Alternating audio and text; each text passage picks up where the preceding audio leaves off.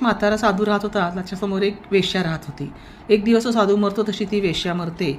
तिच्या कानात असं जातं की साधू मेला तसं ती पण मरते. दोघांनाही यमदूत घेऊन जातो आणि यमदूत दोघांपैकी वेश्येला स्वर्गात नेतो आणि साधूला नरकात. वरती गेल्यानंतर साधू त्या यमाला म्हणतो की तू अशी चूक का केलीस, तू मला असं कसं काय वागू शकतोस. तर तो म्हणतो की हे बघ, मी जे असं केलेलं आहे त्याच्या मागं कारण आहे.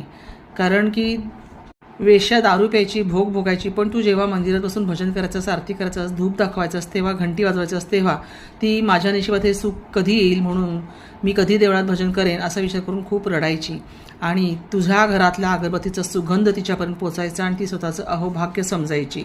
ती तुझ्यात देव बघायची. या उलट तू पूजापाठ करत असताना सुद्धा तिचा विचार करायचास की मला ही कशी मिळेल, मी हिचा उपभोग कसा घेऊ.